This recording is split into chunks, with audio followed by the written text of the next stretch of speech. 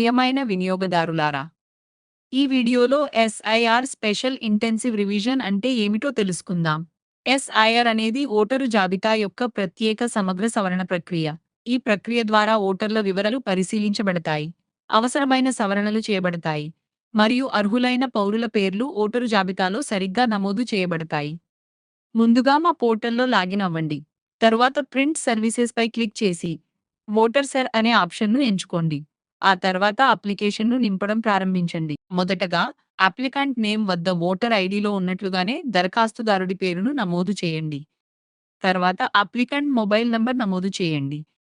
ఆ తర్వాత ఆధార్ నంబర్ నమోదు చేయండి. తర్వాత ఓటర్ ఐడి ఎపిక్ నంబర్ నమోదు చేయండి. ఆ తరువాత మీ స్టేట్‌ను ఎంచుకోండి. తర్వాత మీ అసెంబ్లీ కాన్స్టిట్యుయెన్సీ నేమ్‌ను నమోదు చేయండి.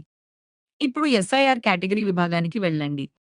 మీ తల్లిదండ్రులు లేదా తాతయ్య అమ్మమ్మ 2002, 2003 లేదా 2005 సంవత్సరాల్లో ఓటు వేసి ఉంటే మొదటి ఆప్షన్ ఎంచుకోండి. మీ తల్లిదండ్రుల ఓటరు వివరాలు 2025 లేదా 2026 సంవత్సరాలకు అందుబాటులో ఉంటే రెండవ ఆప్షన్ ఎంచుకోండి.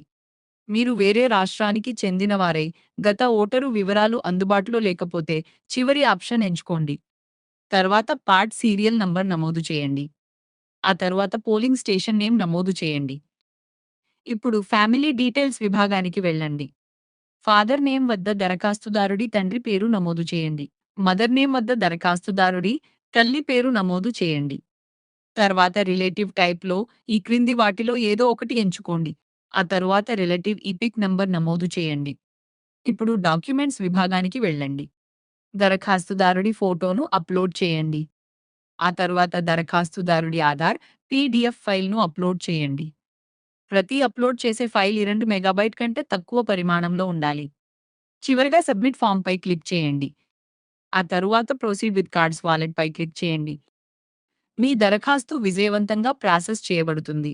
అనంతరం అక్నాలెడ్జ్‌మెంట్‌ను అక్కడే వీక్షించి డౌన్‌లోడ్ చేసుకోవచ్చు. ఈ వీడియోను వీక్షించినందుకు ధన్యవాదాలు.